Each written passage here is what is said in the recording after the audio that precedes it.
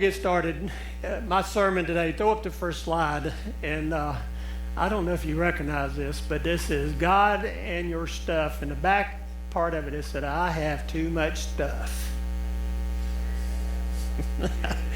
I'm gonna just leave it up there. I'll get back to that in a minute.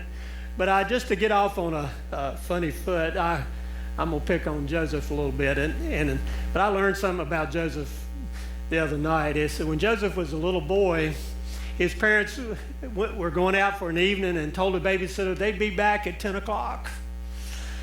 When 10 o'clock came, Joseph's parents didn't show up. And after 12, they finally showed up about 1 o'clock, and they apologized for being so late, and the babysitter said, "Oh, that's okay. If I had a child like that, I wouldn't want to come home either." Of course, that's not true. Joseph, I just put him in there to make it a little more personal. So, I'm learning You think your mama would agree with that? Is that what? I wouldn't.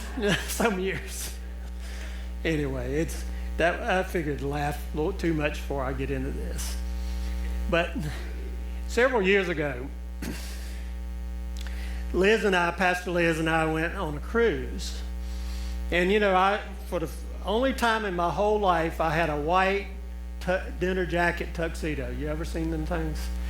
And I happened to, some reason, get selected to eat at the captain's table. And he was in his white outfit, like in Love Boat or something with the little things on the shoulder and everything.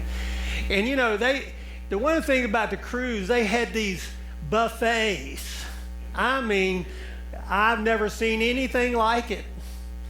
And I'm not going to tell what Liz did, but I'll tell you what I did. I went up and I ate so much that I got so full I hurt. Have you ever been there? Am I the only one to do that? I mean, I was hurting. I gorged myself and I could barely walk. And if I fill up just enough, I have a pinched nerve and it starts hurting.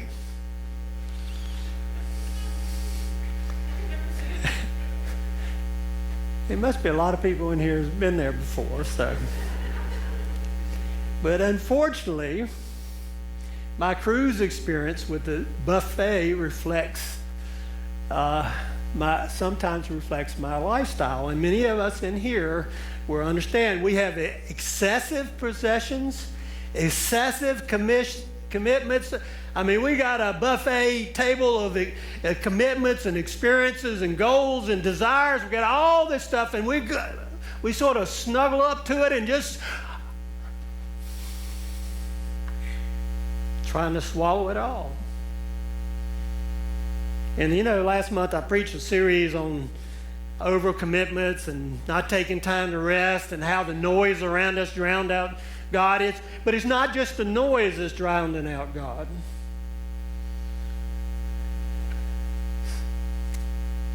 For some of us, it's our stuff. In the next few weeks, I'm going to look at this stuff and maybe take it from unusual directions to try to reach in and help us understand where God wants us to be with our stuff. Because He wants to be first in your life, not your stuff. But many of us live like our stuff is the first. And I could use better words like wealth and all this, but I'm going to use stuff.